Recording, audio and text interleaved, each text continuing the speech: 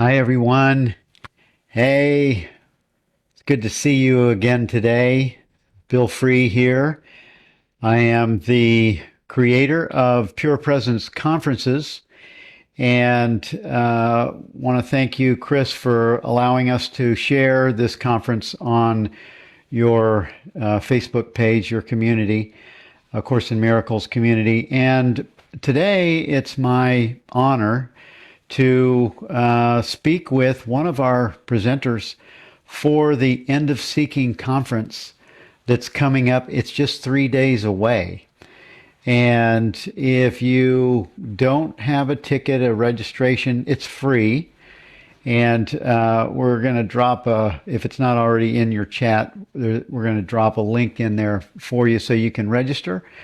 And we just want to share a little bit about, as we've been doing the week, 2 weeks and the week leading up to the conference, some of our speakers so that you can get a taste of what the content will be about. And today we have Dan Schmidt, the creator of the Samadhi series, and he was in the conference 6 months ago, the Know Thyself conference, and there were so many people that just loved what Dan was talking about that I was compelled. Plus, he has a great message, but I was also compelled to invite him back to talk more about what's on his heart for awakening. And thank you for being here, Dan. Thank you so much for having me. Yeah, it's Well, it's amazing. our pleasure to have someone that is life is devoted to the awakening experience in the conference and anything that we do. We're always wanting to, we're just a finger pointing at the moon, and I'm just going to give a little bio on Dan for those of you that haven't met him. He's He's the creator of the award-winning film Inner Worlds, Outer Worlds, as well as the ongoing Samadhi film series. And he's the founder of the not-for-profit Awaken the World initiative and the Samadhi Center in Ontario. And he's got a great retreat center. He's got the Samadhi Center, and he has retreats that I'll ask him to talk about as we are talking about what he does this today. And Dan, you mentioned a few minutes ago that you just came out of a retreat at the Samadhi Center. What happens there in Canada at the Mhm. Samadhi Center? Yeah, well, lots happens and nothing happens. These retreats, when people come, the mind is already doing so much. There's so many programs running in the mind. So the retreat is, I would say it's creating conditions of no escape for the ego. So what really interests me, having gone through my own kind of awakening and development process, is what is it that creates conditions that allow one to awaken. The egoic mind can't, we can't make awakening happen because the conditioned self or the ego that's trying to make it happen is the thing that has to let go. So what are the conditions that allow for awakening to happen? And Yeah. this is something that I've been exploring. So the retreat is incorporating kind of a traditional kind of monastic meditation regime, getting up early, very, very rigorous kind of, meditation, but a very, very specific type of meditation as well. So in this meditation, there's no doing. We're really just watching the mind and just being. We're so engaged in doing in life and in the world that it's an opportunity to just simply be, which it turns out is the most challenging thing for the conditioned mind, because it's like, the monkey mind becomes very apparent in this process. So there's a sort of process of moving through this rigorous meditation, and then I combine it with self-inquiry as well. So we're doing self-inquiry dyads as well. So it's kind of like meditating with a partner. So when we're sitting on a cushion, it's easy for the mind to wander and to just kind of, you're not really accountable in the same way that you are when you have a witness sitting across from you. So I found that doing this dyad process where you're essentially meditating with a partner, it's a powerful accelerator to really be able to see the patterns that are in play.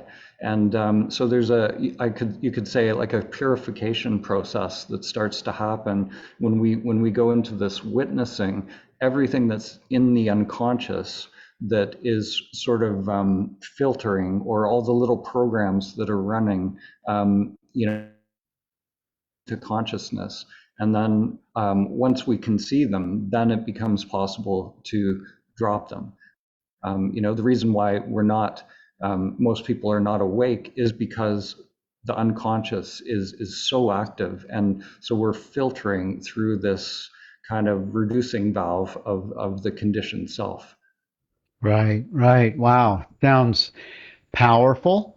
Mm-hmm. And it sounds like an enhanced purification experience. Mm-hmm. And there's still not a doing in that too, right? I mean, it's still it's a is there a facilitator there that facilitates the dyads? Yeah, so myself and my partner Lila, we facilitate the dyads. So we're like you mentioned, the finger pointing to the moon. So that's kind of what we are. We're pointing. We're constantly pointing, because there are certain traps and certain things that will come up in this process. And so we're constantly pointing beyond the conditioned self. And there are hindrances, and the mind will create all kinds of obstacles, and whatever's in the unconscious, there may be traumas, there may be life events that have really been formative for the egoic self. So whatever comes up, sometimes there can be big emotional releases. There can be, a catharsis that needs to happen before we can drop that pattern or that conditioning. So yeah, as we go through this process, there's a there's a lot that really there's no doing. We're really just looking. We're coming into this witnessing position.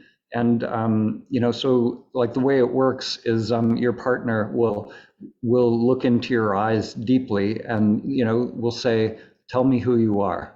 Really wanting to know your true nature, not from your mind, but really who you are, really the heart of who you are. So when you let that land, the practice is to simply observe what comes up. When you have that genuine intention to know who you are, then what unfolds within the self structure, and then it's just a reporting of what is coming up in the moment, what's unfolding.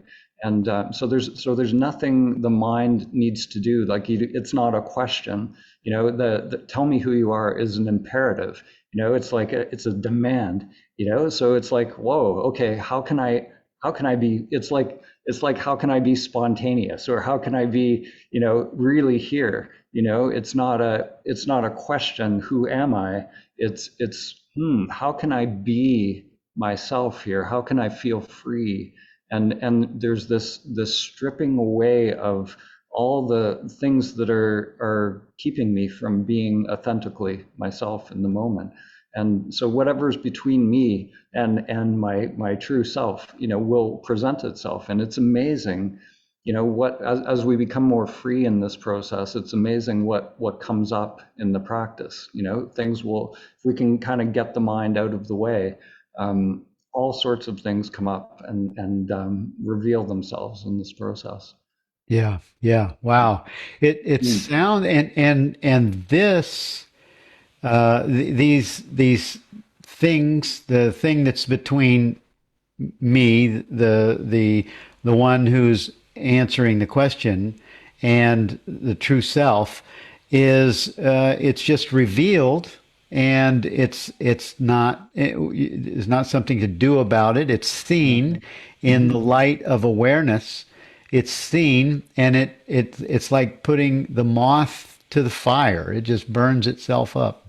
Exactly. And just by being witness, just by making it conscious, and part of the process is like the witness, the person who is giving the imperative.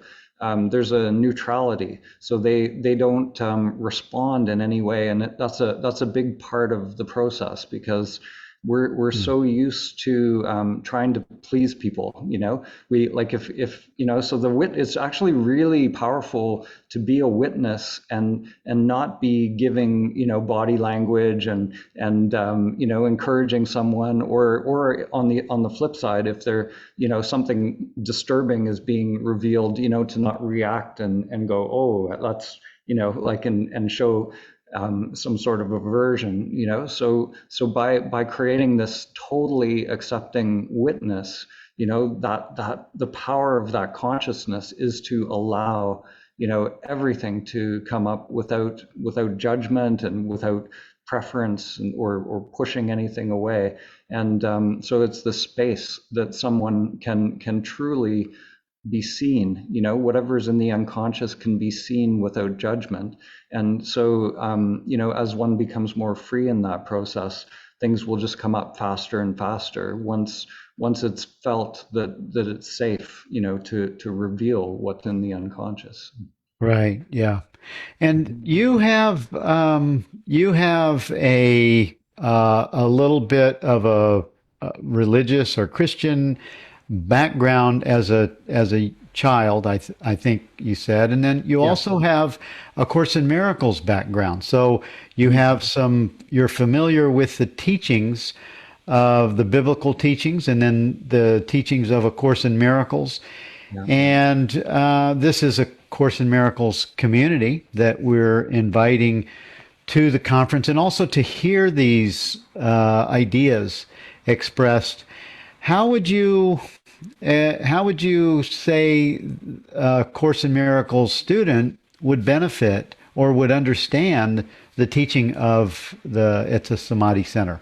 Well, I think the purification part of it, like what's coming up for me is there's a quote, I think it was the Gospel of Thomas, which, some of the Gnostic Gospels really, I feel there's a huge resonance between them and the Course in Miracles. So that quote goes, if you bring forth what is within you, what you bring forth will save you. If you do not bring forth what is within you, what you do not bring forth will destroy you. And it's Oh, and I feel like that. Like if we keep these patterns that we've acquired, these egoic patterns inside of us, it's taking up our life force, and when we free that, that spirit or that energy, whatever you want to call it, the to me, that intelligence that is, that comes online when we surrender our egoic control. You could call it Holy Spirit, or you could call it prana. Whatever tradition you're from, but there's a higher intelligence, I think, that comes out of this relinquishing of egoic control and freeing energy from these patterns.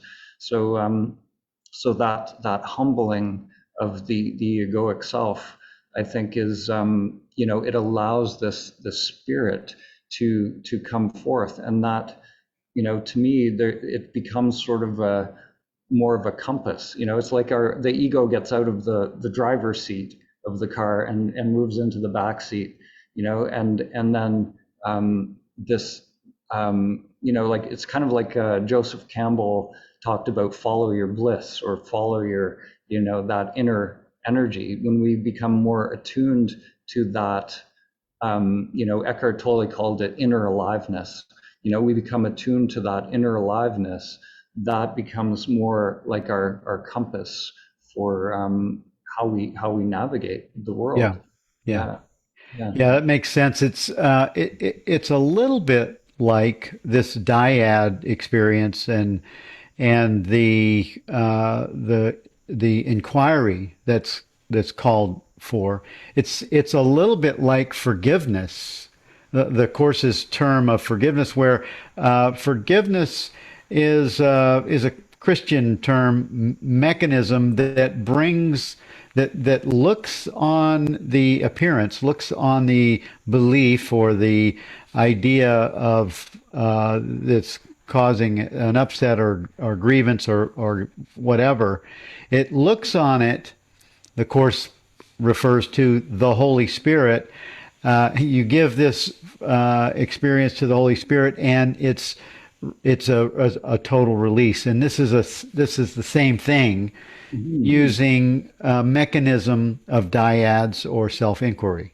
Yeah, and some of the traditions, like I got into the Buddhist path for a while as well in my life, and in that tradition they talk about samskaras. That's the word for these conditioned patterns that we hold within us, and I realized, like, when the Christian mystics, or the Christian tradition talks about sin, the idea of sin, being free from sin, it's being free from samskaras, and the ancient meaning of sin, I think it means in Hebrew something like to miss the mark, and to me, like a sin is to miss the now, it's to miss the present moment, and to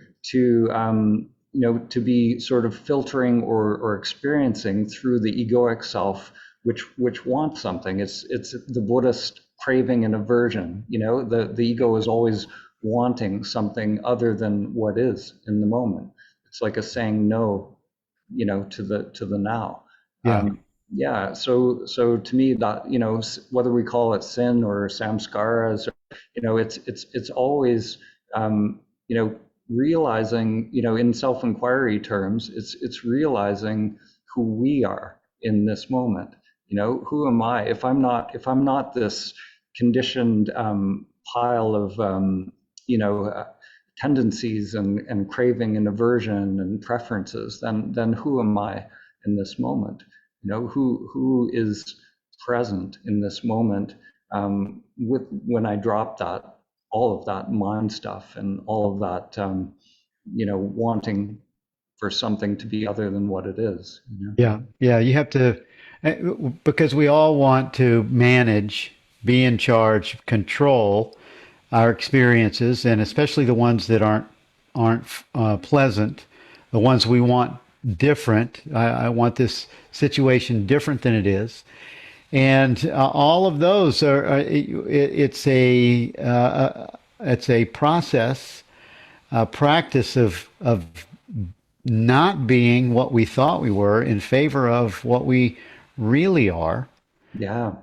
Yeah, and that's the key. Like realizing, this, when I say I, what is that referring to? And there's a point on the path where this little seeker, the thing that I think I'm seeking, I at some point realize the seeker is actually, the me that I'm identified with has to give up. And it's and it's, so the Dan character never awakens. I awaken from this delusion that I am the Dan character. Yes. And that's, it's a huge revelation. It's at some point on the path. And this conference is about the end of seeking, right? So Yeah. to me, the turning point on the path is the moment it truly lands where we realize the me that I'm identified with has to give up the seeking, and Yeah. it's in that moment, the awakening happens. But then, there's also an ongoing acceleration at that point, I think, within the self structure, and an ongoing purification that continues on after that point. And when we really get it, we realize, okay, it's a surrendering. It's the me I'm identified with has to let go over and over until this purification, um, you know, has and maybe the purification never ends. I don't know. I think it's an ongoing, because there are new aspects of, new dimensions of spirituality. Like Rudolf Steiner talked about, organs of higher perception. All of that starts to grow as we go through this purification process as well. So, I personally, I love the image of the thousand petaled lotus, or the unfolding lotus, in Buddhism, to depict the ever unfolding, aspect of our spiritual unfoldment. Yeah. Yeah. Well, the idea behind the end of seeking conference is more of a place where you can meet many teachers, many luminaries from different traditions that are really pointing to the same thing, maybe said a different way, maybe a practice that will show something that you hadn't seen before, or you hadn't had that direct experience. And from what I have noticed in our previous conferences, many people do come to these conferences and have a glimpse. They have or a full blown awakening, or and then they use the sessions to really to really evaluate, or to self inquiry, where what their location is, what is their beliefs, what's keeping them from having the experience of awakening, or the peace that passes understanding, that allows the body mind personal self to stop suffering, to stop being a block to the awareness of love's presence, which is our natural state. Mhm. Beautiful. Yeah. Yeah. And I feel it's so important. I feel like these different traditions, they're facets of a jewel, and sometimes just by turning it a little bit, to see a different facet, it's like it can land in a different way, or something can drop away.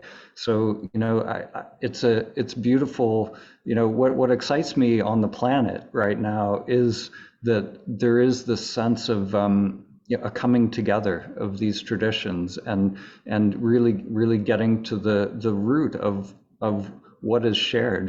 This perennial philosophy, or this perennial teaching, which, I feel like the language in these traditions, can sometimes obscure that, but to those who have realized it, and awakened, it's clear. It's one truth that it's all pointing to. Yes, yeah. Yeah. Hmm. Well, this has been really great to be able to share just a little bit of your where you're going to be coming from during your session. for the conference, Dan. And for those of you that would like to be in Dan's session, he's 4 days away. He'll be here on September 17th. That's Saturday at 4 p.m. Eastern. For 90 minutes, and you'll get to hear Dan's what Dan's been speaking about with us today, and also you'll I understand he'll offer a guided meditation. He'll take your questions. You can ask him all about these practices that he is talking about, the dyads or the Samadhi Center, awakening ideas. And Dan, thank you so much for being with us on Facebook Live today. And how would you like to leave our conversation this afternoon? Hmm.